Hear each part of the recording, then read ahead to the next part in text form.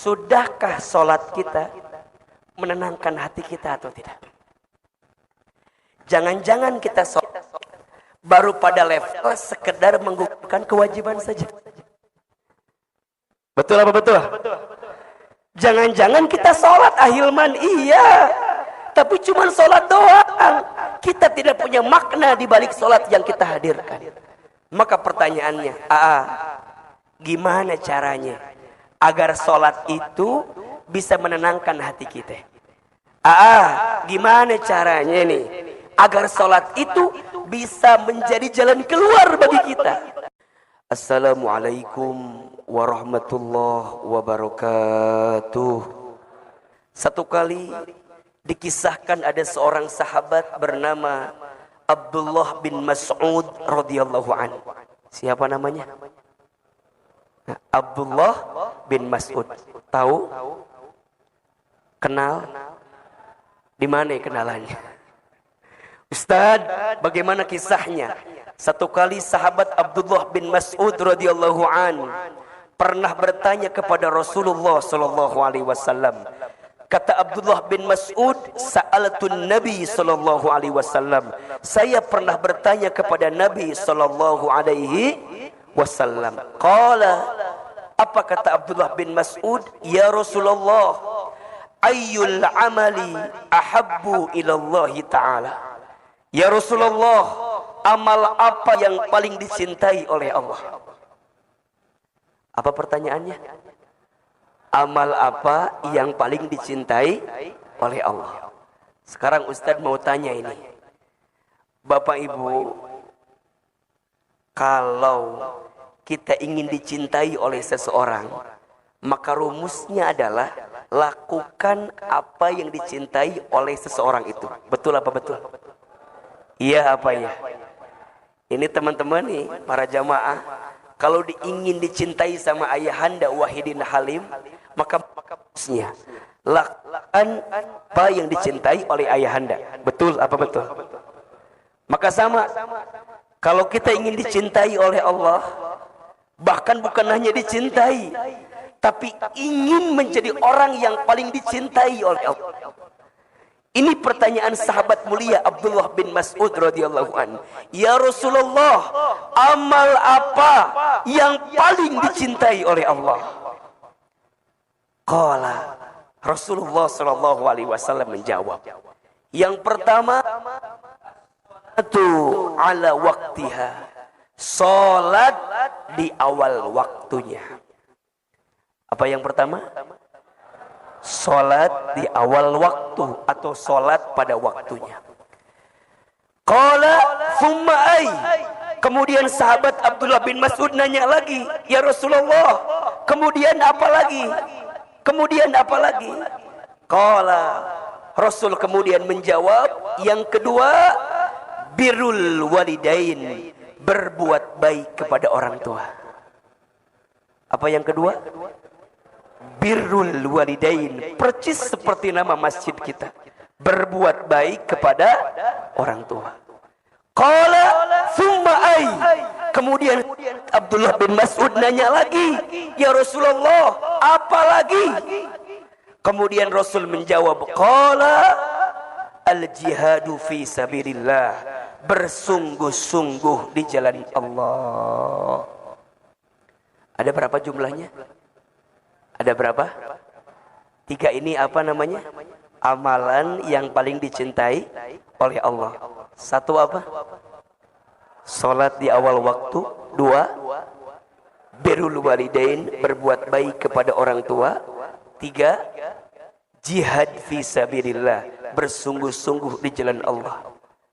Perhatikan, dari tiga amalan di atas, ada satu amalan yang percis seperti nama masjid kita. Apa amalannya? Birrul walidain, berbuat baik kepada orang tua.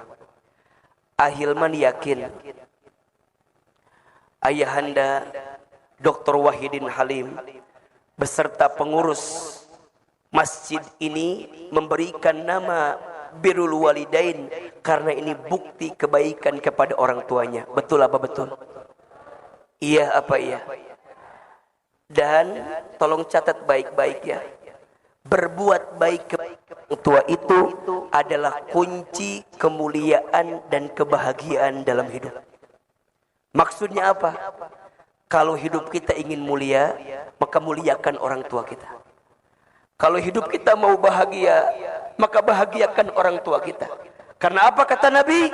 Ridullah fi ridul walidain, wasuhtullah fi suhtil walidain. Ridhonya Allah ada pada ridhonya orang tua. Murka bencinya Allah ada pada murka benci orang tua.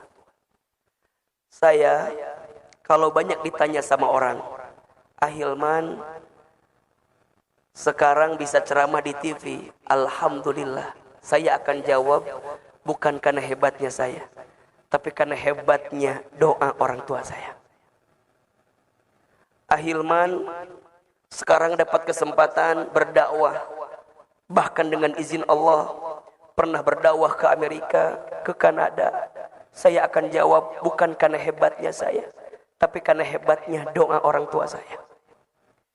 Saya dapat kesempatan sekolah S1, S2, S3 sekarang. Semuanya beasiswa. Saya akan jawab bukan karena hebatnya saya, tapi karena hebatnya doa orang tua saya. Saya asli orang Garut, ayahanda Dr. Wahidin Halim. Saya orang kampung. Dulu barangkali disebut susah juga hidup. Tapi dengan izin Allah, Allah berikan banyak kebaikan. Dan salah satunya adalah karena ucapan dan prasangka baik dari orang tua saya. Maka hadirin yang dirahmati Allah, kalau ada di antara kita yang hari ini Allah tinggikan derajatnya, mohon maaf lahir dan batin, mungkin usaha kita mah hanya berapa persen lah pengaruhnya. Tapi boleh jadi doa orang tua kita lah yang menguatkan takdir itu datang kepada kita. Betul apa betul? Dan mohon izin, saya boleh menyampaikan, boleh jadi ayahanda Dr. Wahidin Halim, beliau menjadi gubernur, sebelumnya beliau menjadi bupati, bahkan wali kota, sebelumnya, begitu banyak pencapaian yang Allah berikan kepada beliau.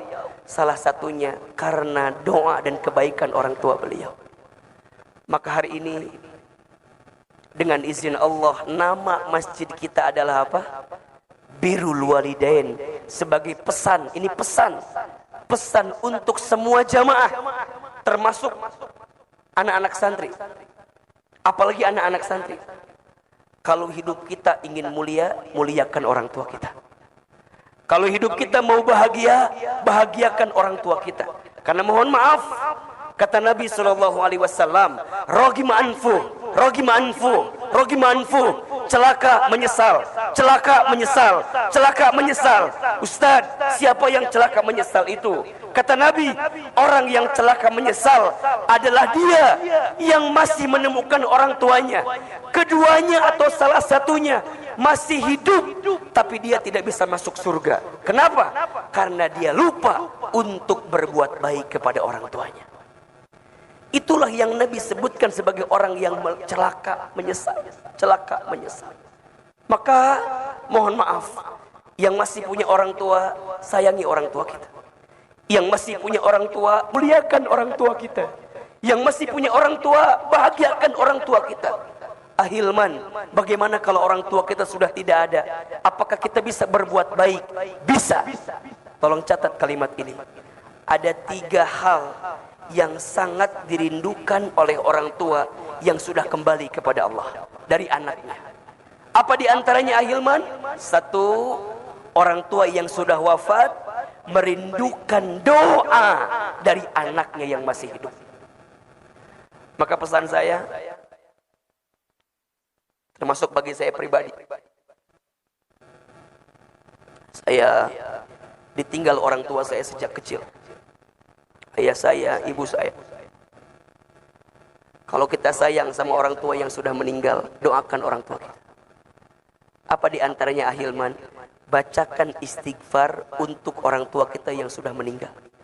Satu kali dikisahkan, ada seseorang yang sudah di alam kubur, kemudian hisabnya diringankan, bahkan dihilangkan. Orang itu kemudian bertanya, Wahai malaikat Munkar Nakir, kenapa siksa kuburku hilang? Kenapa siksa kuburku berkurang? Apa jawaban malaikat? Ya, aku kurangi siksamu, aku hilangkan siksamu. Kenapa?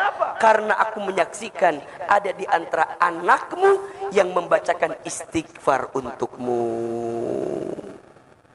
Maka ada satu doa yang langsung diabadikan dalam Al-Quran, doa untuk orang tua kita. Hafal apa enggak doanya?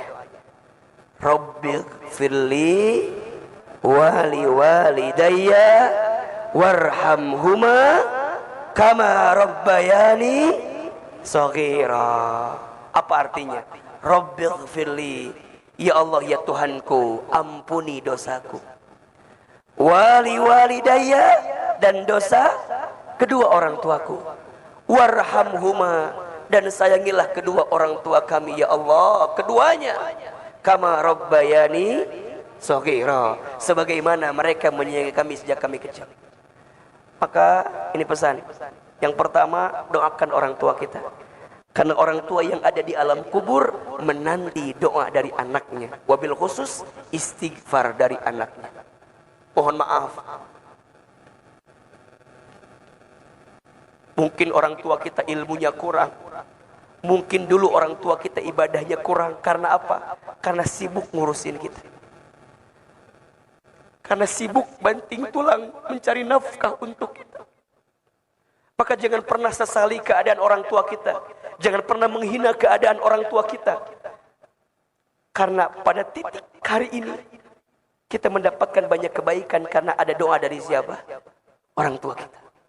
Yang kedua, apalagi Ahilman, lanjutkan kebiasaan baik orang tua yang dulu pernah dilakukan oleh orang tua kita. Orang tua kita senang kalau anaknya melanjutkan kebiasaan baik orang tuanya. Maka setiap anak harus tahu orang tua kita punya kebiasaan baik apa. Nanti dilanjutkan. Jangan sampai terputus walaupun orang tua sudah kembali kepada Allah Subhanahu wa ta'ala. Maka kata Nabi, ada 3 amalan yang tidak akan terputus ketika orang meninggal. Yang pertama, sedekah jariyah. Yang kedua, ilmu yang bermanfaat. Dan yang ketiga, anak soleh yang mendoakan. Maka yang kedua, lanjutkan kebiasaan baik orang tua kita. Dan yang ketiga, apa? Orang tua merindukan dari anaknya sedekah dari anaknya yang diniatkan untuk orang tuanya.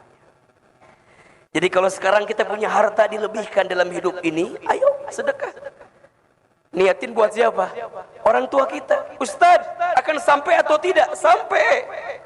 Satu kali dikisahkan, ada seorang sahabat bernama Sa'ad bin Ubadah radhiyallahu an. Beliau bertanya kepada Nabi SAW, ya Rasulullah, aku ingin berbuat baik kepada ibuku. Iya, tapi ibuku sudah wafat. Apakah aku bisa berbuat baik? Kata Nabi, bisa. Saat bertanya lagi, bagaimana caranya? Kata Nabi, bersedekahlah atas nama ibumu. Sedekah apa ya Rasulullah? Kata Rasulullah, sedekah air. Bagaimana maksudnya ya Rasulullah? Maksudnya bangunkan sumur atas nama ibumu. Selama sumur itu mengalir, pahalanya sampai untuk siapa? Ibumu yang sudah wafat. Kalau ada rezeki, bangun masjid. Kalau ada rezeki, bangun sekolah. Kalau ada rezeki, bangun pesantren. Kalau ada rezeki, bangun rumah sakit. Setiap kebaikan itu akan mengantarkan pahala untuk siapa? Orang tua kita yang sudah meninggal. Jelas atau tidak? Jelas atau tidak? Baik. Ini pendahuluan. Ini belum mulai ceramah kita, belum ya. Ini baru apa? Pendahuluan. Jadi yang kedua saya sampaikan, takzim sekali Ayahanda Wahidin Halim dengan masjid namanya Birrul Walidain. Mudah-mudahan masjid ini mengingatkan kita untuk terus berbuat baik kepada siapa? Kedua orang tua kita. Yang ketiga, kita akan bahas tema kita pagi ini adalah agar sholat menenangkan hati. Agar sholat menenangkan hati.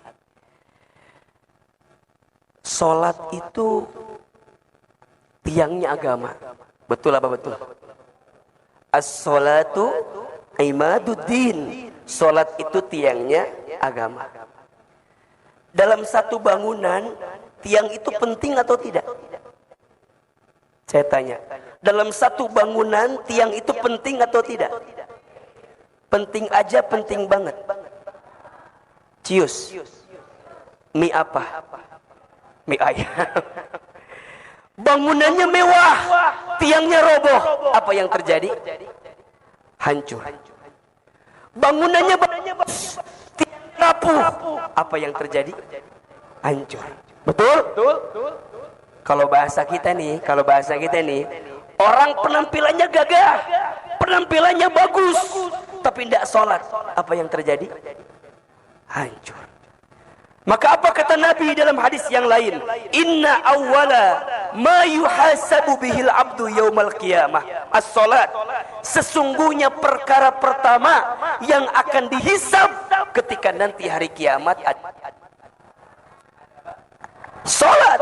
Fa in saluhat salaha kulluh, fa in fasadat kulluh. Jikalau baik salatnya, baik seluruh amalnya. Tapi jika rusak salatnya, maka rusak seluruh amalnya. Jadi kalau Ahilman tanya, salat itu penting atau tidak? Penting aja, penting banget. Penting aja, penting banget. Cius, mie apa? Mie goreng ya. Mie ayam udah, sekarang mie goreng ya.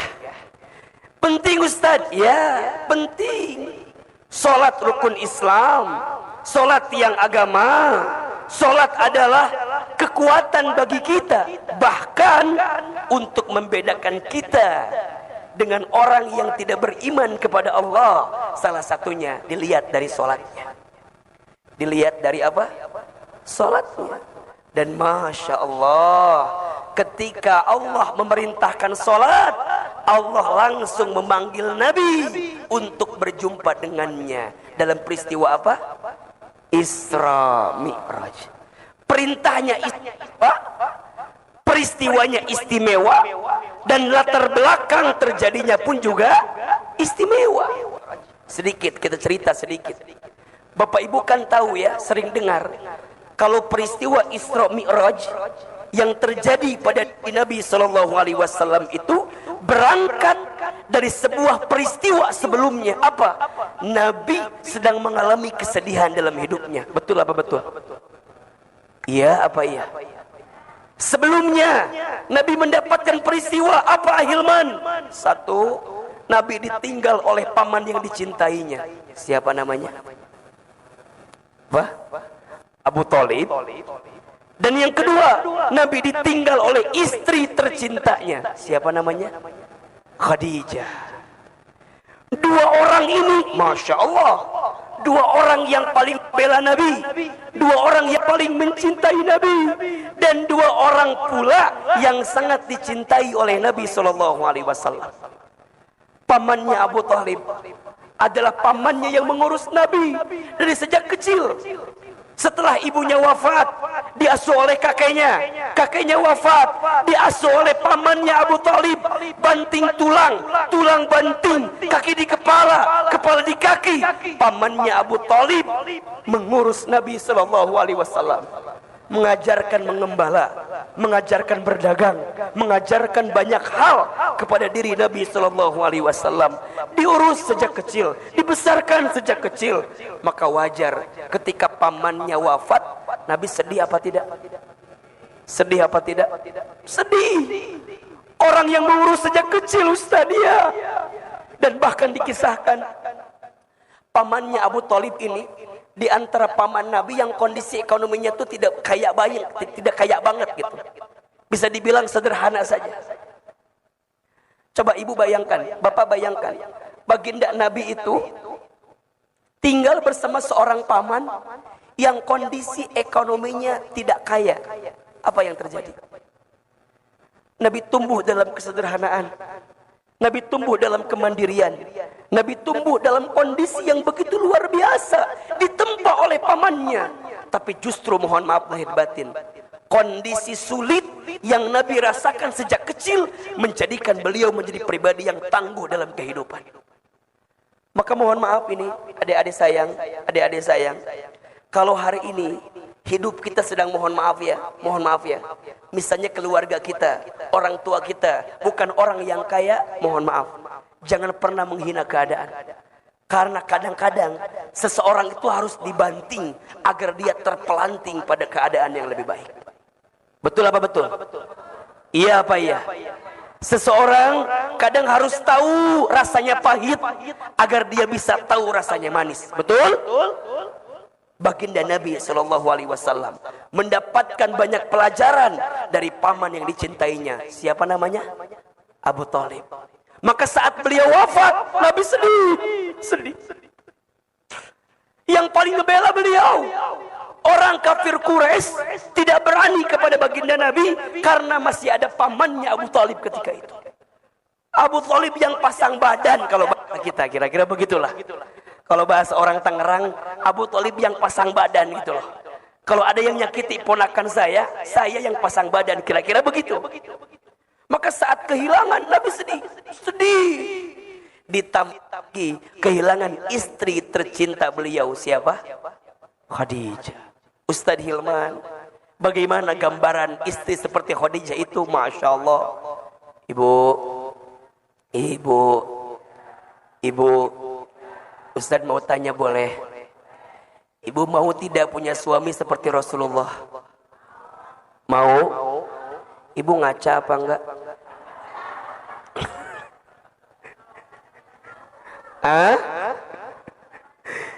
Ustaz, kok gitu jawabannya? Iya, Rasulullah hebat. Iya, jangan lupakan di samping beliau ada perempuan yang hebat. Siapa? Khadijah. Insyaallah. Ustaz, ada cerita apa yang bisa dibagikan kepada kita? Masya Allah. Ibu sayang, ayahanda yang dirahmati Allah, Khadijah itu seorang istri yang paling bisa menguatkan sosok Nabi Muhammad sallallahu alaihi wasallam. Satu kali dikisahkan, boleh saya cerita? Baginda Rasul itu sedang bertahanus di Gua Hira, sedang berdiam diri di mana? Di Gua Hira. Tiba-tiba apa? Datang suara mengatakan kalimat Iqra, Iqra, Iqra. Yang datang siapa? Lihat ke kanan, gak ada orang. Ke kiri, gak ada orang. Ke depan, gak ada orang. Ke belakang, gak ada orang. Pas lihat ke atas, ada makhluk putih besar. Siapa yang datang? Malaikat Jibril. Apa kata Nabi? Ma Nabi Qari, saya tidak bisa baca. Ternyata waktu itu datang Jibril memberikan wahyu yang pertama. Surat apa? Al-Alaq. Kalau orang di atas sebutnya surat Iqra. Namanya surat apa? Al-Alaq. Ma Nabi Qari, saya tidak bisa baca. Jibril kemudian selesaikan 5 ayat pertama surat Al-Alaq. Iqra bismi rabbikal ladzi khalaq. Khalaqal insana min 'alaq. Iqra wa rabbukal akram alladzi 'allama bil qalam 'allamal insana ma lam. 5 ayat selesai. Nabi ketakutan apa tidak? Bulu kuduknya merinding, tubuhnya bergetar, kakinya ketakutan, takut. Ibu nggak usah jauh-jauh lah. Ibu lagi di lampu merah, tiba-tiba ada yang manggil, ibu. Lihat kanan, kiri, depan, belakang nggak ada orang. Takut apa enggak? Percis, Nabi ketakutan, Masya Allah. Maka apa yang terjadi? Nabi kemudian bangkit, Nabi kemudian lari hingga menuju rumahnya. Masya Allah. Sampai di rumah, buka pintu, langsung melihat wajahnya Khadijah. Apa yang terjadi? Setengah ketakutan Nabi langsung hilang karena melihat wajah siapa? Khadijah. Masya Allah. Begitu luar biasanya Khadijah. Nabi lagi ketakutan, lihat wajahnya Khadijah, setengah ketakutan langsung hilang. Apa yang Khadijah lakukan? Khadijah nggak nanya lagi, nggak nanya, ya Rasul kenapa enggak? Khadijah langsung memeluk Nabi, dipeluk oleh Khadijah, dibisikin telinga Nabi, ya Muhammad, suamiku, jangan takut. ada aku di sampingmu. Masya Allah. Kalau di luar sana ada yang menyakitimu, aku yang pertama mencintaimu. Kalau dia di luar sana ada yang menjatuhkanmu, aku yang paling pertama menguatkanmu. Apa yang terjadi? Dipeluk oleh Khadijah, dibisikin telinganya, semua ketakutan Nabi langsung hilang karena dipeluk oleh siapa? Sekarang Ustaz mau tanya yang di atas, ibu-ibu punten. Ibu-ibu, saya mau tanya, boleh apa enggak?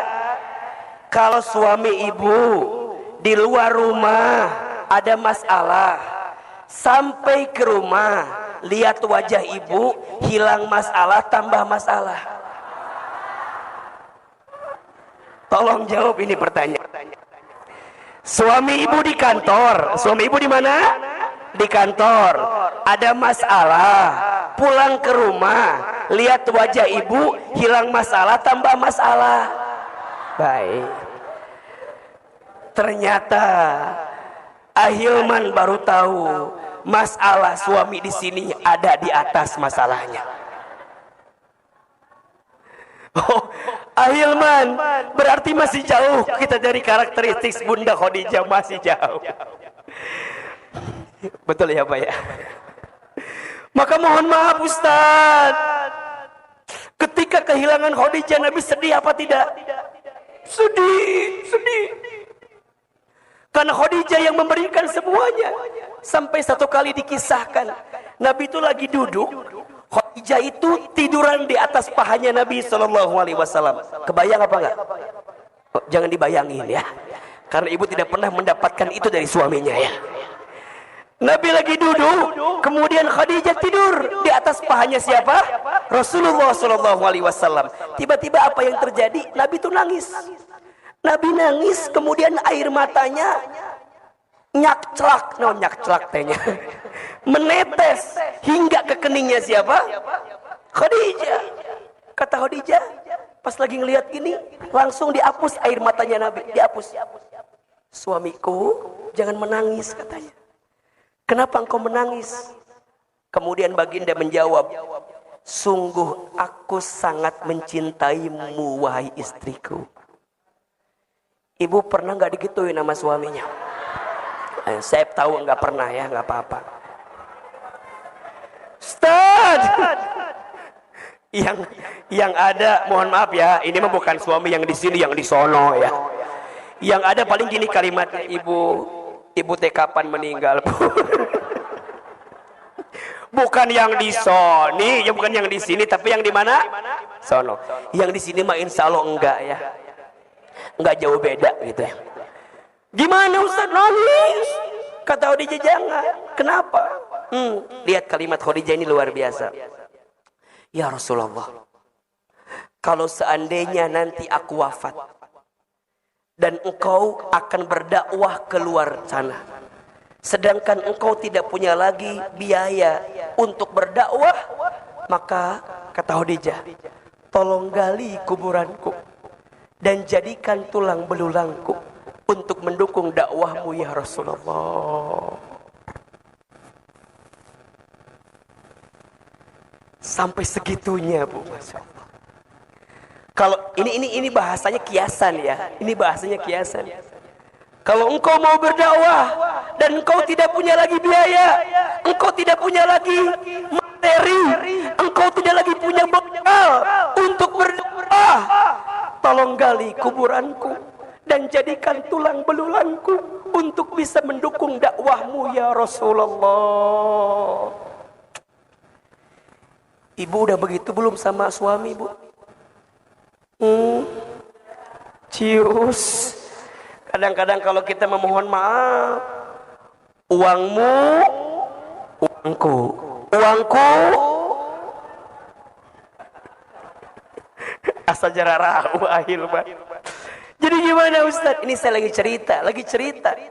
Ketika Nabi sebelum peristiwa Isra Mi'raj, Nabi sedih karena kehilangan dua orang yang dicintainya. Kehilangan Abu Thalib pamannya, kehilangan istrinya siapa? Khadijah. Maka Nabi sedih. Disebutlah tahun itu dengan tahun apa? Amul Huzni, tahun kesedihan. Tahun kesedihan. Maka dengan izin Allah, singkat cerita, Allah berikan kekuatan kepada Nabi dengan peristiwa namanya apa? Isra Mi'raj. Apa itu Isra Mi'raj, Ahilman? Isra diperjalankannya baginda Nabi dari Masjidil Haram kemana? Masjidil Aqsa. Kemudian Mi'raj. Apa itu Mi'raj? Diangkatnya baginda Nabi dari Aqsa menuju Sidratul Muntaha.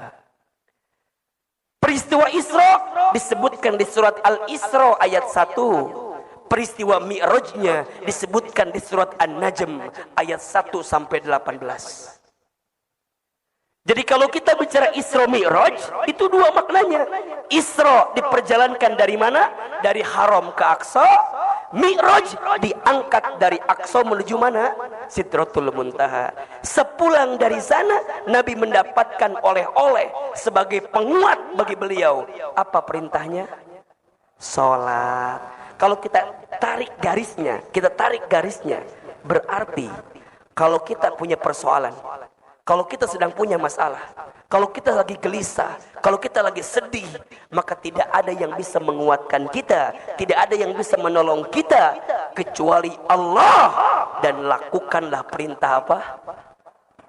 Jelas atau tidak? Jelas atau tidak? Jadi kalau kita tarik, yang namanya sholat itu bisa nolong kita atau tidak? Bisa. Bisa menenangkan hati kita atau tidak? Bisa.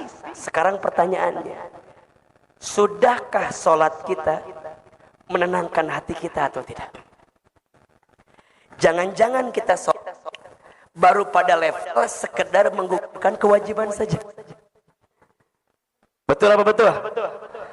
Jangan-jangan kita sholat, Ahilman, iya, tapi cuma sholat doang. Kita tidak punya makna di balik sholat yang kita hadirkan. Maka pertanyaannya, gimana caranya agar sholat itu bisa menenangkan hati kita? Gimana caranya nih agar sholat itu bisa menjadi jalan keluar bagi kita? Ya, coba Ahilman mau tanya, ada yang lagi susah hidupnya sekarang? Ada yang mana orangnya? Mana? Ada yang lagi sempit? Ada. Yang lagi punya masalah? Ada. Gampang. Kalau Ahilman lihat ya, kalau yang lagi punya banyak masalah mah gampang. Yang duduknya paling belakang nyender ke tembok. Itu biasanya. Itu yang paling simpel jawabannya. Ya. Yang di mana duduknya? Paling belakang nyender tembok. Ustaz, kenapa yang nyender ke tembok ada masalah? Iya, karena di rumahnya tidak punya sandaran. Jadi pas ke masjid yang dicari apa? Tembok sebagai sandaran. Ahilman, ya. Tuh kan jadi kesindir. Ayahanda Wahidin langsung berubah duduknya kan. Beliau dari yang gini jadi begini. Ahilman, gimana caranya agar sholat menenangkan hati kita? Tolong catat ya. Ada 5 I. Ada berapa? Ada 5 I yang harus kita hadirkan dalam sholat agar sholat menenangkan hati kita. I yang pertama, sholat harus ikhlas. Apa yang pertama? Ikhlas. Ustadz, apa itu ikhlas? Ikhlas itu artinya menyandarkan setiap aktivitas kita hanya untuk siapa? Lillahi ta'ala. Inna sholati wa nusuki wa mahyaya wa mamati lillahi rabbil alamin. Sesungguhnya sholatku, ibadahku, hidupku, matiku hanya untuk Allah. Ibu, bapak, jangan jadikan sholat semata-mata hanya untuk karena kita punya keinginan. Jangan. Karena sholat itu apa? Perintah dari siapa? Allah. Berarti apa? Kalau kita sholat, berarti kita menunjukkan ketaatan kepada siapa? Allah. Kan banyak ya, di kita ini banyak nih. Kalau mau punya sesuatu katanya sholat. Itu benar, nggak masalah. Tetapi ingat, niatnya harus karena siapa? Harus karena Allah. Kalau niatnya bukan karena Allah, maka yang terjadi apa? Ketika sesuatu itu nggak tercapai, kita nyalain apa? Nyalain sholat. Ustadz, katanya duha itu ngelancarin rezeki, Ustadz. Iya. Tapi kok rezeki saya ini seret mulu, Ustadz. Apakah duhanya yang salah? Bukan duhanya yang salah. Betul apa betul? Banyak orang yang lupa. Bisa sholat duha saja, itu rezeki atau bukan? Tolong jawab. Bisa sholat duha itu rezeki atau bukan? Rezeki. Jadi mikirnya bukan semata-mata duha biar dapat rezeki. Jangan begitu. Mikirnya bisa duha saja itu adalah rezeki. Dan saya catatkan baik-baik kepada Bapak Ibu sekalian ya. Jangan pernah khawatir dengan rezeki. Kenapa? Rezeki sudah tertakar, tak mungkin tertukar. Catat status hari Senin itu. Rezeki sudah tertakar, tak mungkin. Selama kita masih hidup, maka selama itu masih ada catatan rezeki untuk kita. Apa kata Nabi?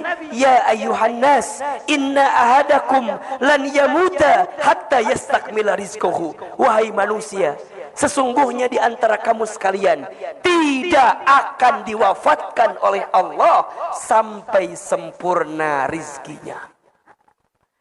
Berarti kalau sekarang kita masih hidup, masih ada rezeki apa enggak? Kalau sekarang kita masih hidup nih, kita masih dikasih umur nih, masih bisa bergerak nih, masih bisa bernafas nih, masih ada rezeki atau tidak? Jangan takut. Tapi harus ikhtiar. Harus apa? Ikhtiar. Ingat, ikhtiar itu ada dua. Satu ikhtiar bumi, dua ikhtiar langit. Ikhtiar buminya kerja, ikhtiar langitnya apa? Tingkatkan ketakwaan kita kepada Allah. Harus kerja, harus usaha, harus bisnis. Jangan diam. Kenapa? Perintah Allah. Makanya Ustaz paling kesel sama orang yang bikin status akan indah pada waktunya. Apa statusnya?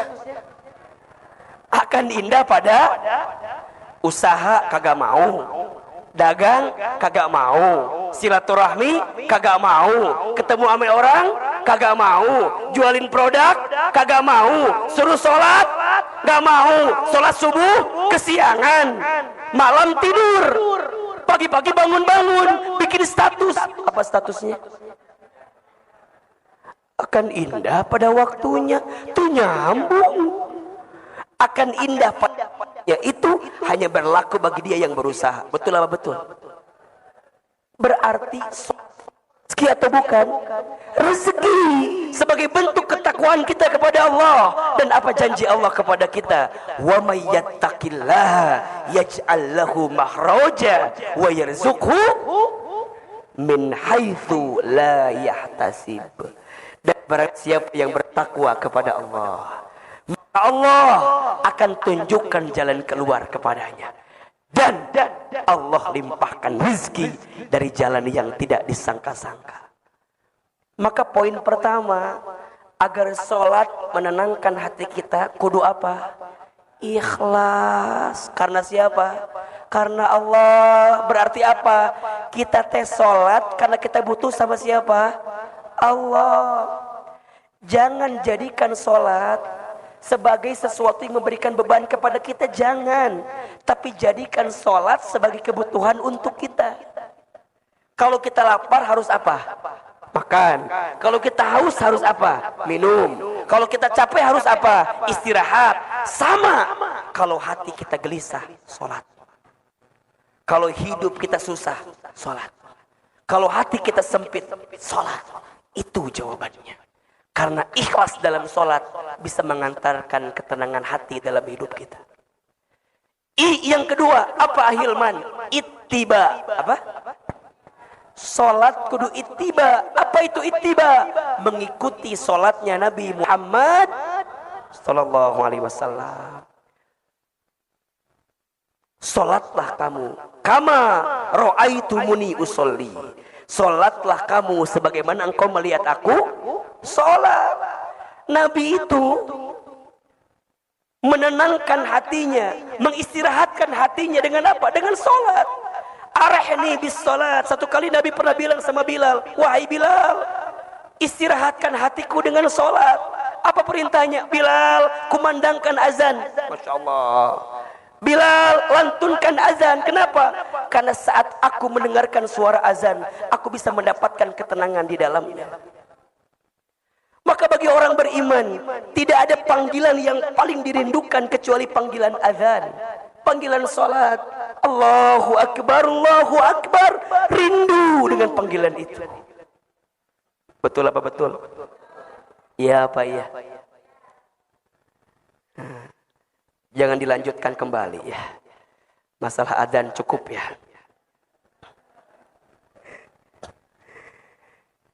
Jadi dia sangat senang dengan panggilan azan. Kenapa? Karena saat terdengar azan berarti panggilan untuk apa? Salat. Maka apa kuncinya nanti? As-salatu fi awwali waktiha. Salat di awal waktu. Itu kebiasaan Nabi SAW. Kenapa?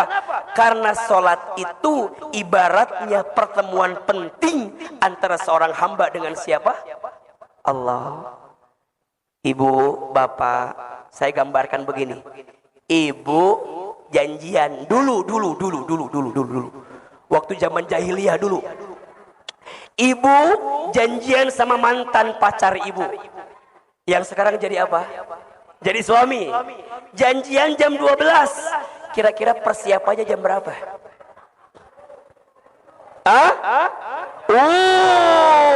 Satu hari sebelumnya. Betul apa enggak? Alis dilempeng-lempengin.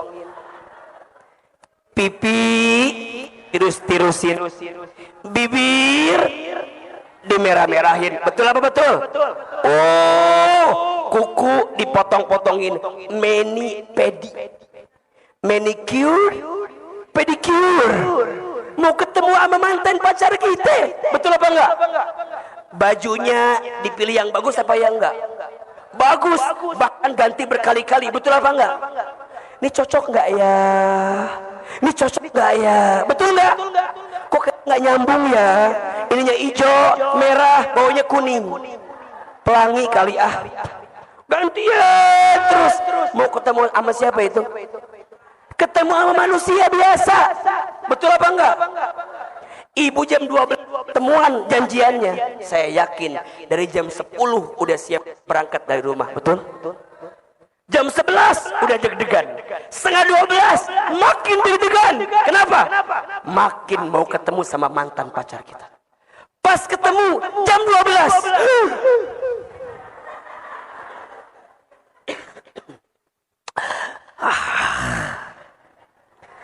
Mau makan apa? Apa jawabannya? Terserah. Ya apa enggak? Mau makan apa? Apa jawabannya? Terserah. Pas dikasih makan, makannya sepiring. Yang dimakan berapa banyak? 2 suap.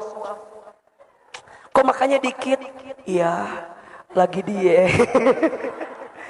Jaga image betul. Iya apa ya? Jaga image, ya kan? Pertanyaannya, kalau udah ketemu, pengen cepet-cepet atau buru-buru? Pengen cepet-cepet atau lama-lama? Buru-buru. Pengen buru-buru. Pengennya lama-lama. Janjiannya sejam. Pas udah ketemu, yo setannya lain kan? Aku pulang ya. Jangan. Aku masih angel.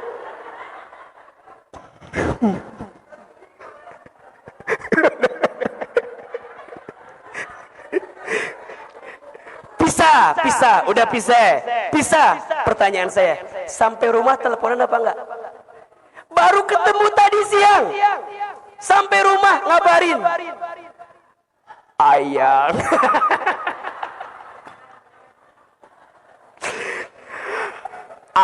udah sampai, Neng udah sampai, nanya lagi, jangan lupa makan ya. Si awatnya lagi sensi, kan tadi baru makan, kamu pengen aku gemuk ya, ingetin makan mulu. Terus malamnya teleponan, itu amiman. Betul apa betul? Sekarang saya mau tanya, azan zuhur jam 12, kita siap-siap jam berapa? Jam 2 baru datang. Azan zuhur jam berapa? Jam 12. Baru sholat jam berapa? Jam 2. Ibaratnya lah, bapak mau ketemu sama ayah Wahidin, dijanjiin jam 12, datang jam 2, ditinggal apa enggak? Di SP tinggal lagi. Sekarang mohon maaf, bayangkan berapa kali kita meninggalkan sholat dalam waktu yang tepat. Betul apa enggak? Allah lagi nungguin kita, Allah menanti kita, kita yang butuh sama Allah. Allah nungguin kita, 5 waktu Allah siapin bagi kita. Ente kemana aja? Makanya nih ya, kalau bapak ibu waktunya ingin dikelola dengan baik, gampang, perbaiki sholat dah. Betul apa enggak? Kan hidup kita ini sebenarnya menunggu dari waktu sholat ke waktu sholat. Betul apa enggak? Hari ini tadi pagi nih, sholat subuh nih, sholat subuh. Habis ini kita gerak aktivitas, nungguin sholat apa? Zuhur. Habis zuhur aktivitas lagi, nungguin apa? Asar. Habis asar aktivitas lagi, nungguin apa? Maghrib. Kemudian duduk sebentar, nungguin apa? Isya. Kemudian tidur, nungguin apa? Gitu-gitu aja. Makanya mohon maaf ya, kalau saya dengan izin Allah kan saya jadi konsultan di beberapa perusahaan. Jadi indikator kalau mau rapat itu jangan bertanya kapan mulainya, tapi pertanyaannya kapan breaknya, agar pas jam 12 itu beres. Ketemu sholat apa? Zuhur. Jam berapapun mulainya, ketemu zuhur, break, selesai, sholat dulu. Cakep. Kalau kita pertanyaannya apa? Mulainya jam berapa? Bukan akhirnya jam berapa. Nah, akhirnya ini patokannya apa? Waktu sholat, waktu azan. Sekarang saya mau tanya, jadi azan itu penting atau tidak? Kok jadi ke azan lagi sih? Penting, pengingat bagi kita itu. Betul apa enggak? Sholat di awal waktu. Ibu ibaratkan seperti ibu ketemu sama mantan pacar ibu tadi, bapak ibaratkan bapak ketemu sama orang penting. Waktunya nggak boleh meleset. Betul apa enggak? Kita ketemu klien, ya, ketemu rekan bisnis, ya, ketemu pimpinan kita, ya, kan nggak bisa telat, ya nggak sih? Maunya tepat waktu. Ittiba, ikuti sholatnya Rasulullah Shallallahu Alaihi Wasallam. Salah satunya apa? Sholat di awal waktu. Naik lagi Ustaz, ya, sholat harus pakai ilmu. I yang ketiga. I yang pertama apa? Ikhlas. I yang kedua, ittiba. I yang ketiga, ilmu. Orang yang sholat pakai ilmu sama yang tidak beda atau sama? Beda. Sederhananya, pahami setiap bacaan sholat. Coba. Allahu Akbar. Apa artinya? Apa artinya? Saat bapak ibu mengucapkan kalimat Allahu Akbar, maknanya tidak ada yang lebih besar dalam hidupku kecuali siapa?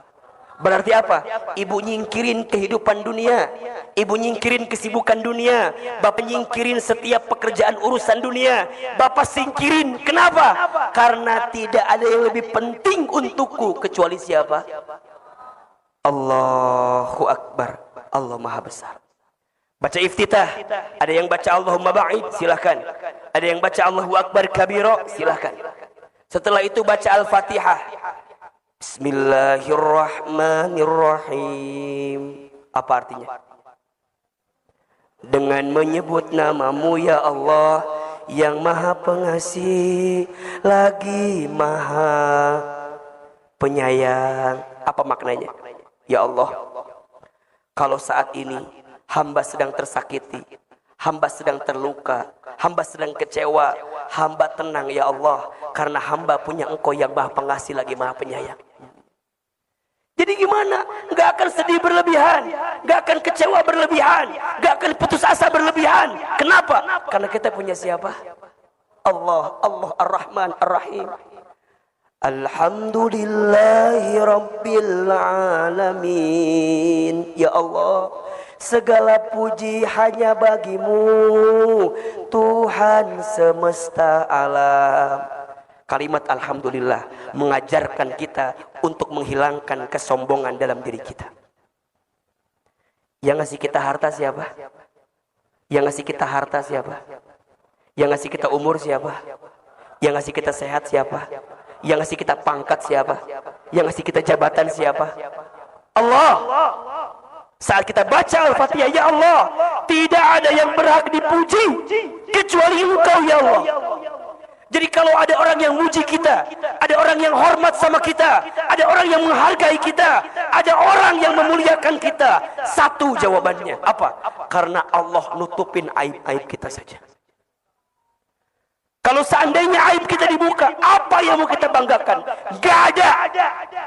Kita ini cuma tutup pakai casing aja sama Allah. Betul apa enggak? Maka saat baca Fatihah, hilang kesombongan. Makanya aneh kalau ada orang yang sholat tapi sombong, aneh. Saya ulangi. Ada orang yang sholat tapi sombong, aneh. Kenapa? Karena dengan sholat dia ruku, dia sujud, berarti dia menghambakan dirinya kepada siapa? Dan tidak ada yang lebih besar dalam hidup kita kecuali siapa? Ya Allah, terima kasih. Engkau titipkan jabatan kepada hamba ya Allah. Engkau titipkan pangkat kepada hamba ya Allah.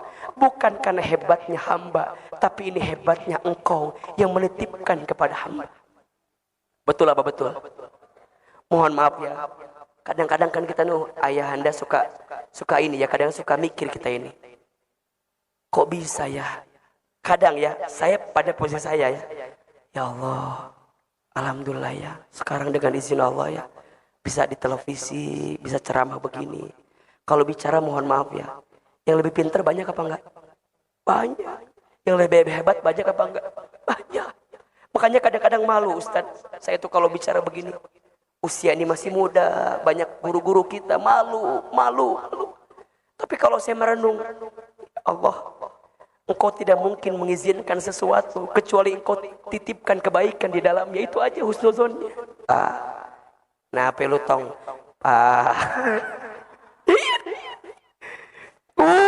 Kata-katanya disusun rapi. Itu mau minta sama ayahanda. Nah, ini sama Allah disiapin bacaan Fatihah. Iyyaka na'budu wa Ya Allah, hanya kepadamu lah kami menyembah dan hanya kepadamu lah kami minta pertolongan.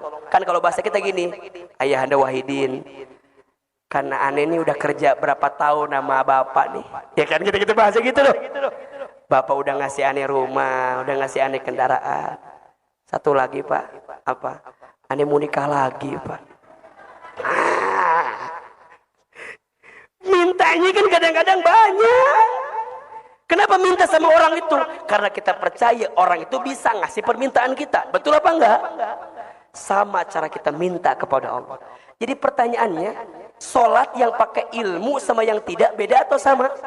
Beda. Rasanya beda. Beda rasanya. Maka nanti ada yang keempat. Satu tadi apa? Ikhlas. Dua, ittiba. Tiga, ilmu. Ada yang keempat. Sholat harus ihsan. Harus apa? Ihsan. Ahilman, apa itu ihsan? Ihsan itu artinya anta budallaha ka'annaka tarahu fa illam takun tarahu fa innahu yaraka. Engkau beribadah seakan-akan engkau melihat Allah, dan jika engkau tidak melihat Allah, Allah melihat kamu. Jadi gimana Ustaz? Ini saya lagi cerita. Ketika Nabi sebelum peristiwa Isra Mi'raj, Nabi sedih karena kehilangan dua orang yang dicintainya. Kehilangan Abu Thalib pamannya, kehilangan istrinya siapa? Khadijah. Maka Nabi sedih. Disebutlah tahun itu dengan tahun apa? Amul Huzni, tahun kesedihan. Tahun kesedihan. Maka dengan izin Allah, singkat cerita, Allah berikan kekuatan kepada Nabi dengan peristiwa namanya apa? Isra Mi'raj. Apa itu Isra Mi'raj, Ahilman? Isra diperjalankannya baginda Nabi dari Masjidil Haram kemana? Masjidil Aqsa. Kemudian Mi'raj. Apa itu Mi'raj? Diangkatnya baginda Nabi dari Aqsa menuju Sidratul Muntaha. Peristiwa Isra disebutkan di surat Al-Isra ayat 1. Peristiwa Mi'rajnya disebutkan di surat An-Najm ayat 1 sampai 18. Jadi kalau kita bicara Isra Mi'raj, itu dua maknanya. Isra diperjalankan dari mana? Dari Haram ke Aqsa. Mi'raj diangkat dari Aqsa menuju mana? Sidratul Muntaha. Sepulang dari sana, Nabi mendapatkan oleh-oleh sebagai penguat bagi beliau. Apa perintahnya? Salat. Kalau kita tarik garisnya, berarti kalau kita punya persoalan, kalau kita sedang punya masalah, kalau kita lagi gelisah, kalau kita lagi sedih, maka tidak ada yang bisa menguatkan kita, tidak ada yang bisa menolong kita kecuali Allah. Dan lakukanlah perintah apa? Jelas atau tidak? Jelas atau tidak? Jadi kalau kita tarik, yang namanya sholat itu bisa nolong kita atau tidak? Bisa. Bisa menenangkan hati kita atau tidak? Bisa. Sekarang pertanyaannya, sudahkah sholat kita menenangkan hati kita atau tidak? Jangan-jangan kita sholat baru pada level sekedar menggugurkan kewajiban saja. Betul apa betul? Jangan-jangan kita sholat, Ahilman, iya, tapi cuma sholat doang. Kita tidak punya makna di balik sholat yang kita hadirkan. Maka pertanyaannya, gimana caranya agar sholat itu bisa menenangkan hati kita? Gimana caranya nih agar sholat itu bisa menjadi jalan keluar bagi kita? Ya, coba Ahilman mau tanya, ada yang lagi susah hidupnya sekarang? Ada yang mana orangnya? Mana? Ada yang lagi sempit? Ada. Yang lagi punya masalah? Ada. Gampang. Kalau Ahilman lihat ya, kalau yang lagi punya banyak masalah mah gampang. Yang duduknya paling belakang nyender ke tembok. Itu biasanya. Itu yang paling simpel jawabannya. Ya. Yang di mana duduknya? Paling belakang nyender tembok. Ustaz, kenapa yang nyender ke tembok ada masalah? Iya, karena di rumahnya tidak punya sandaran. Jadi pas ke masjid yang dicari apa? Tembok sebagai sandaran. Ahilman, ya. Tuh kan jadi kesindir. Ayahanda Wahidin langsung berubah duduknya kan. Beliau dari yang gini jadi begini. Ahilman, gimana caranya agar sholat menenangkan hati kita? Tolong catat ya. Ada 5 I. Ada berapa? Ada 5 I yang harus kita hadirkan dalam sholat agar sholat menenangkan hati kita. I yang pertama, sholat harus ikhlas. Apa yang pertama? Ikhlas. Ustadz, apa itu ikhlas? Ikhlas itu artinya menyandarkan setiap aktivitas kita hanya untuk siapa? Lillahi ta'ala. Inna sholati wa nusuki wa mahyaya wa mamati lillahi rabbil alamin. Sesungguhnya sholatku, ibadahku, hidupku, matiku hanya untuk Allah. Ibu, bapak, jangan jadikan sholat semata-mata hanya untuk karena kita punya keinginan. Jangan. Karena sholat itu apa? Perintah dari siapa? Allah. Berarti apa? Kalau kita sholat berarti kita menunjukkan ketaatan kepada siapa? Allah. Kan banyak ya, di kita nih banyak nih, kalau mau punya sesuatu katanya sholat. Itu benar, nggak masalah. Tetapi ingat, niatnya harus karena siapa? Harus karena Allah. Kalau niatnya bukan karena Allah, maka yang terjadi apa? Ketika sesuatu itu nggak tercapai, kita nyalain apa? Nyalain sholat. Ustadz, katanya duha itu ngelancarin rezeki, Ustadz. Iya. Tapi kok rezeki saya ini seret mulu, Ustadz. Apakah duhanya yang salah? Bukan duhanya yang salah. Betul apa betul? Banyak orang yang lupa. Bisa sholat duha saja, itu rezeki atau bukan? Tolong jawab. Bisa sholat duha itu rezeki atau bukan? Rezeki. Jadi mikirnya bukan semata-mata duha biar dapat rezeki. Jangan begitu. Mikirnya bisa duha saja itu adalah rezeki. Dan saya catatkan baik-baik kepada Bapak Ibu sekalian ya. Jangan pernah khawatir dengan rezeki. Kenapa? Rezeki sudah tertakar, tak mungkin tertukar. Catat status hari Senin itu. Rezeki sudah tertakar, tak mungkin. Selama kita masih hidup, maka selama itu masih ada catatan rezeki untuk kita. Apa kata Nabi? Ya ayuhan nas, inna ahadakum lan yamuta hatta yastakmila rizquhu. Wahai manusia, sesungguhnya di antara kamu sekalian tidak akan diwafatkan oleh Allah sampai sempurna rizkinya. Berarti kalau sekarang kita masih hidup, masih ada rezeki apa enggak? Kalau sekarang kita masih hidup nih, kita masih dikasih umur nih, masih bisa bergerak nih, masih bisa bernafas nih, masih ada rezeki atau tidak? Jangan takut. Tapi harus ikhtiar. Harus apa? Ikhtiar. Ingat, ikhtiar itu ada dua.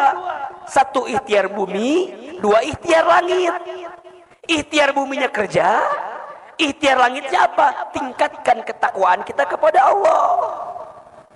Harus kerja, harus usaha, harus bisnis. Jangan diam. Kenapa? Perintah Allah. Makanya Ustaz paling kesal sama orang yang bikin status akan indah pada waktunya. Apa statusnya? Akan indah pada usaha kagak mau, dagang kagak mau, silaturahmi kagak mau, ketemu sama orang kagak mau, jualin produk kagak mau, suruh sholat gak mau, sholat subuh kesiangan, malam tidur, pagi-pagi bangun-bangun bikin status. Apa statusnya? Akan indah pada waktunya. Tuh nyambung. Akan indah padanya itu hanya berlaku bagi dia yang berusaha. Betul apa betul? Berarti rezeki atau bukan? Rezeki sebagai bentuk ketakwaan kita kepada Allah. Dan apa janji Allah kepada kita? Wa may yattaqillaha yaj'al lahu makhraja wa yarzuqhu min haitsu la yahtasib. Dan barang siapa yang bertakwa kepada Allah, maka Allah akan tunjukkan jalan keluar kepadanya. Dan Allah limpahkan rezeki dari jalan yang tidak disangka-sangka. Maka poin pertama, agar sholat menenangkan hati kita, kudu apa? Ikhlas. Karena siapa? Karena Allah. Berarti apa? Kita tes sholat karena kita butuh sama siapa? Allah. Jangan jadikan sholat sebagai sesuatu yang memberikan beban kepada kita, jangan. Tapi jadikan sholat sebagai kebutuhan untuk kita. Kalau kita lapar harus apa? Makan. Kalau kita haus harus apa? Minum. Kalau kita capek harus apa? Istirahat. Sama. Kalau hati kita gelisah, sholat. Kalau hidup kita susah, sholat. Kalau hati kita sempit, sholat. Itu jawabannya. Karena ikhlas dalam sholat bisa mengantarkan ketenangan hati dalam hidup kita. Yang kedua, apa ahilman? Ittiba. Apa? Salat kudu ittiba. Apa itu ittiba? Mengikuti salatnya Nabi Muhammad sallallahu alaihi wasallam. Salatlah kamu kama ra'aitumuni usolli. Salatlah kamu sebagaimana engkau melihat aku salat. Nabi itu menenangkan hatinya, mengistirahatkan hatinya dengan apa? Dengan salat. Arahni bis salat. Satu kali Nabi pernah bilang sama Bilal, wahai Bilal, istirahatkan hatiku dengan salat. Apa perintahnya? Bilal, kumandangkan azan. Masya Allah. Bilal, lantunkan azan. Kenapa? Karena saat aku mendengarkan suara azan, aku bisa mendapatkan ketenangan di dalamnya. Maka bagi orang beriman, tidak ada panggilan yang paling dirindukan kecuali panggilan azan, panggilan salat. Allahu Akbar, Allahu Akbar. Rindu dengan panggilan itu. Betul apa betul? Ya apa ya? Jangan dilanjutkan kembali ya. Masalah adzan cukup ya.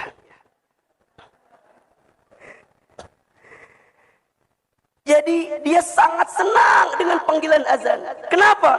Karena saat terdengar azan berarti panggilan untuk apa? Salat. Maka apa kuncinya nanti? As-salatu fi awwali waktiha. Salat di awal waktu. Itu kebiasaan Nabi SAW.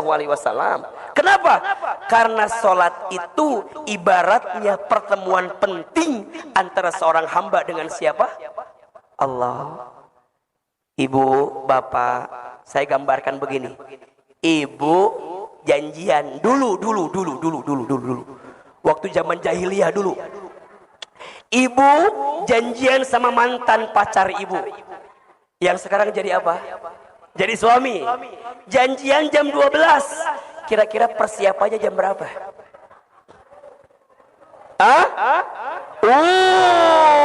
Satu hari sebelumnya. Betul apa enggak? Alis dilempeng-lempengin. Pipi tirus-tirusin. Bibir dimerah-merahin. Betul apa betul? Kuku dipotong-potongin. Manicure, pedicure. Mau ketemu sama mantan pacar kita. Betul apa enggak? Bajunya dipilih yang bagus apa yang enggak? Bagus, bahkan ganti berkali-kali. Betul apa enggak? Ini cocok enggak ya?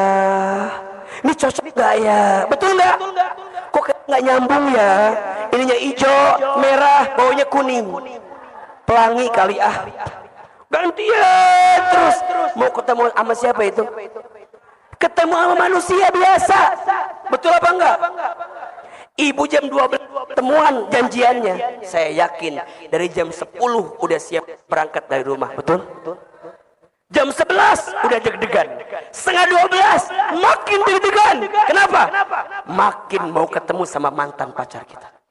Pas ketemu jam 12.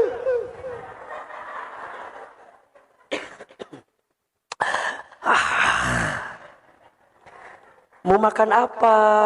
Apa jawabannya? Terserah. Ya apa enggak? Mau makan apa? Apa jawabannya? Terserah. Pas dikasih makan, makannya sepiring. Yang dimakan berapa banyak? 2 suap. Kok makannya dikit? Iya, lagi diet. Jaga image betul. Iya apa ya? Jaga image, ya kan? Pertanyaannya, kalau udah ketemu, pengen cepet-cepet atau buru-buru? Pengen cepet-cepet atau lama-lama? Buru-buru. Pengen buru-buru. Pengennya lama-lama. Janjiannya sejam. Pas udah ketemu, yo setannya lain kan? Aku pulang ya. Jangan. Aku masih angel.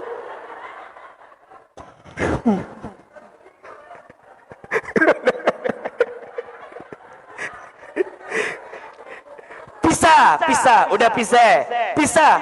Pertanyaan saya, sampai rumah teleponan apa enggak? Baru ketemu tadi siang. Sampai rumah ngabarin. Ayang.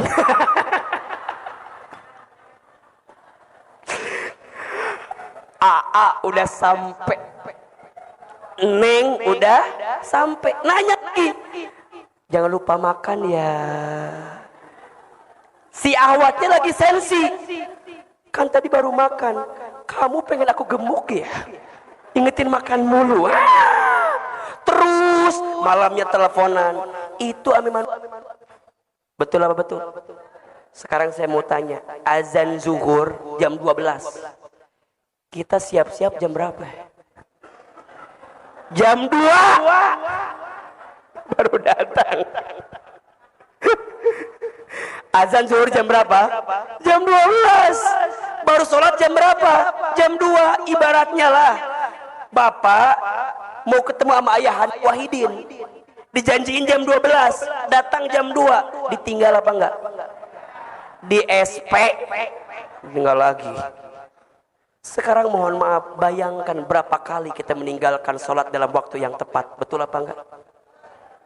Allah lagi nungguin kita. Allah menanti kita. Kita yang butuh sama Allah. Allah nungguin kita. 5 waktu Allah siapin bagi kita. Ente kemana aja?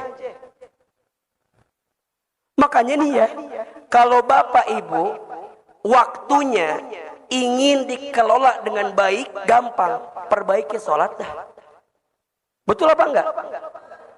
Kan hidup kita ini sebenarnya menunggu dari waktu sholat ke waktu sholat. Betul apa enggak?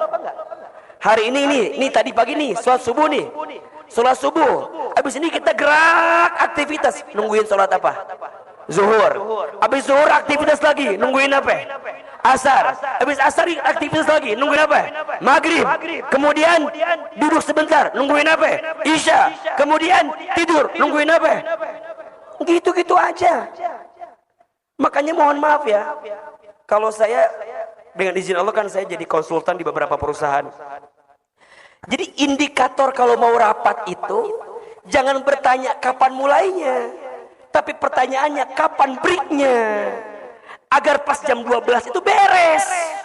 Ketemu sholat apa? Zuhur. Jam berapapun mulainya, ketemu zuhur, break, selesai. Sholat dulu. Cakep. Kalau kita pertanyaannya apa? Mulainya jam berapa? Bukan akhirnya jam berapa? Nah, akhirnya ini patokannya apa? Waktu sholat, waktu azan. Sekarang saya mau tanya, jadi azan itu penting atau tidak? Kok jadi ke azan lagi sih? Penting, pengingat bagi kita itu. Betul apa enggak? Sholat di awal waktu. Ibu ibaratkan seperti ibu ketemu sama mantan pacar ibu tadi. Bapak ibaratkan bapak ketemu sama orang penting. Waktunya nggak boleh meleset. Betul apa enggak? Kita ketemu klien, ya, ketemu rekan bisnis, ya, ketemu pimpinan kita, ya, kan nggak bisa telat, ya nggak sih? Maunya tepat waktu. Ittiba, ikuti sholatnya Rasulullah Shallallahu Alaihi Wasallam. Salah satunya apa? Sholat di awal waktu. Naik lagi Ustadz, ya, sholat harus pakai ilmu. I yang ketiga. I yang pertama apa? Ikhlas. I yang kedua? Ittiba. I yang ketiga? Ilmu. Orang yang sholat pakai ilmu sama yang tidak beda atau sama? Beda. Sederhananya, pahami setiap bacaan sholat. Coba. Allahu Akbar. Apa artinya? Apa artinya? Saat bapak ibu mengucapkan kalimat Allahu Akbar, maknanya tidak ada yang lebih besar dalam hidupku kecuali siapa? Berarti apa? Ibu nyingkirin kehidupan dunia. Ibu nyingkirin kesibukan dunia. Bapak nyingkirin setiap pekerjaan urusan dunia. Bapak singkirin. Kenapa? Karena tidak ada yang lebih penting untukku kecuali siapa? Allahu Akbar. Allah Maha Besar. Baca iftitah. Ada yang baca Allahumma ba'id, silahkan. Ada yang baca Allahu Akbar kabira, silahkan. Setelah itu baca Al-Fatihah. Bismillahirrahmanirrahim. Apa artinya? dengan menyebut namamu ya Allah yang maha pengasih lagi maha penyayang. Apa maknanya? Ya Allah, kalau saat ini hamba sedang tersakiti, hamba sedang terluka, hamba sedang kecewa, hamba tenang ya Allah, karena hamba punya Engkau yang maha pengasih lagi maha penyayang. Jadi gimana? Gak akan sedih berlebihan, gak akan kecewa berlebihan, gak akan putus asa berlebihan. Kenapa? Karena kita punya siapa? Allah, Allah Ar-Rahman Ar-Rahim. Alhamdulillahi Rabbil Alamin. Ya Allah, segala puji hanya bagimu, Tuhan semesta alam. Kalimat Alhamdulillah mengajarkan kita untuk menghilangkan kesombongan dalam diri kita. Yang ngasih kita harta siapa? Yang ngasih kita harta siapa? Yang ngasih kita umur siapa? Yang ngasih kita sehat siapa? Yang ngasih kita pangkat siapa? Yang ngasih kita jabatan siapa? Allah. Saat kita baca Al-Fatihah, ya Allah, tidak ada yang berhak dipuji kecuali Engkau ya Allah. Jadi kalau ada orang yang muji kita, ada orang yang hormat sama kita, ada orang yang menghargai kita, ada orang yang memuliakan kita, satu jawabannya apa? Karena Allah nutupin aib-aib kita saja. Kalau seandainya aib kita dibuka, apa yang mau kita banggakan? Gak ada. Kita ini cuma tutup pakai casing aja sama Allah. Betul apa enggak? Maka saat baca Fatihah, hilang kesombongan.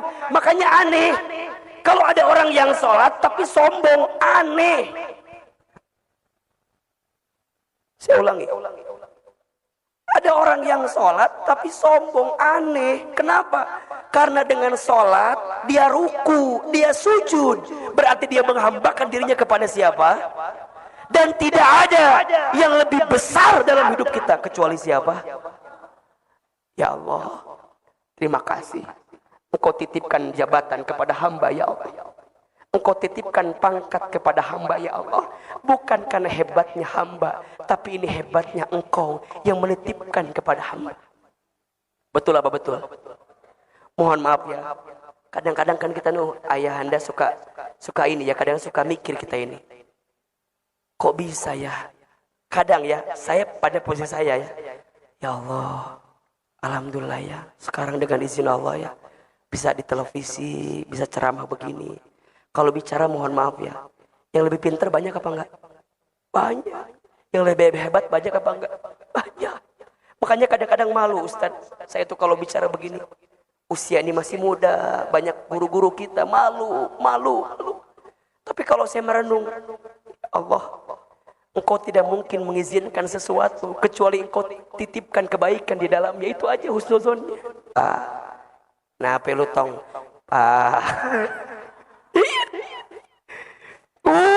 Kata-katanya disusun rapi. Itu mau minta sama ayahanda.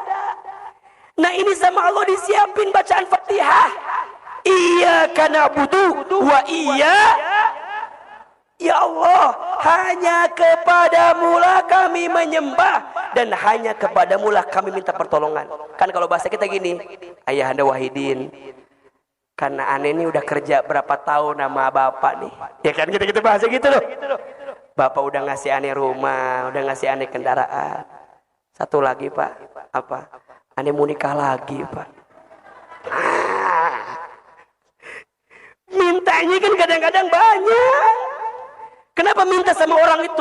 Karena kita percaya orang itu bisa ngasih permintaan kita. Betul apa enggak? Sama cara kita minta kepada Allah. Jadi pertanyaannya, sholat yang pakai ilmu sama yang tidak beda atau sama? Beda. Rasanya beda. Beda rasanya. Maka nanti ada yang keempat. Satu tadi apa? Ikhlas. Dua, ittiba. Tiga, ilmu. Ada yang keempat. Sholat harus ihsan. Harus apa? Ihsan. Ahilman, apa itu ihsan? Ihsan itu artinya anta budallaha ka'annaka tarahu fa illam takun tarahu fa innahu yaraka. Engkau beribadah seakan-akan engkau melihat Allah, dan jika engkau tidak melihat Allah, Allah melihat kamu. Merasa diawasi oleh siapa? Allah. Bapak kerja, diawasi sama atasan. Serius nggak kerjanya? Sungguh-sungguh atau tidak? Sama dengan sholat kita. Kalau udah ihsan, sholatnya nggak akan buru-buru, pasti tumanina. Apa itu tuh namanya? Tenang. Allahu Akbar. Allah ngawasin kita. Baca Fatihah bener-bener, sujud bener-bener, ya Allah. Kenapa? Allah ngawasin kita. Nggak ada bahasa. Allahu Akbar. Apa? Bagaimana mungkin sholat bisa menenangkan hatimu, sedangkan saat engkau sholat tidak pernah tenang? Saya ulangi. Bagaimana mungkin sholat bisa menenangkan hatimu, sedangkan saat engkau sholat tidak pernah tenang? Maka tenanglah dalam sholat. Ihsan, merasa ditatap oleh siapa? Allah. Dan yang kelima, ini terakhir. Apa? Sholat kudu istiqamah. Apa? Istiqamah. Ayo jalan terus. Ya, yang wajib udah beres bagus, naikin yang sunnah. Apa diantaranya? Tahajud, duha, qobliyah, ba'diyah. Dijaga betul itu. Terutama sholat tahajud ya. Ini pesan Ahilman untuk adik-adik Ahilman terutama nih. Adik-adik sayang, kalau hidup kita mau mulia, jaga sholat tahajud ya. Karena sholat tahajud itu adalah sholat yang akan mengantarkan kemuliaan pada diri seseorang. Makin baik tahajudnya, makin mudah Allah muliakan hidupnya. Surat Al-Isra ayat 79. Apa kata Allah? Wa minal laili fatahajjad bihi nafilatan laka asa ayyab asaka rabbuka maqaman mahmuda. Dan di waktu malam bangunlah, dirikan salat tahajud sebagai tambahan untuk kehidupanmu. Niscaya Allah akan angkat derajatmu maqaman mahmuda, ke tempat yang paling tinggi. Adik-adik, mau cepat hafalannya, mau dibukakan cara kita berfikirnya, tahajud. Ahilman dengan izin Allah coba ngamalin itu. Saya dulu di pesantren belajar betul menjaga itu. Mungkin Bapak Ibu tahu, Ayahanda Wahidin juga mungkin tahu. Saya dulu pesantren di Darul Arqam. Salah satu alumninya ulama dari Banten juga yang sekarang terkenal sekarang, Ustadz Adi Hidayat. Saya adik kelas beliau di pesantren di Garut. Kita beda 4 tahun atau 5 tahun dengan beliau. Kemudian kita pernah dapat kesempatan berangkat ke Jepang, kemudian juga sempat ke Amerika. Kemudian dengan izin Allah sekolah sekarang. Salah satunya itu saya jaga betul birrul walidain. Dan yang kedua, salah satunya jaga tahajud itu. Jadi teman-teman yang dirahmati Allah Bapak Ibu, terutama ini nasihat buat adik-adik semua. Jangan lihat Ahilman sekarang ya, tapi lihat prosesnya. Adik-adik lagi ngafalin sekarang ya. Ada yang sudah hafal 30 juz? Juz 30? Ada. Coba yang paling banyak siapa hafalannya? Nah, antum berapa? Hah? 14 juz ya, baik. 14 berarti juz 14 juz ya, oke. Nanti dari Ahilman kasih uang 200.000 rupiah ya buat yang 14 insyaallah. Ada lagi yang di bawah 14 juz? Berapa? Di bawah lagi siapa? Ada yang 10?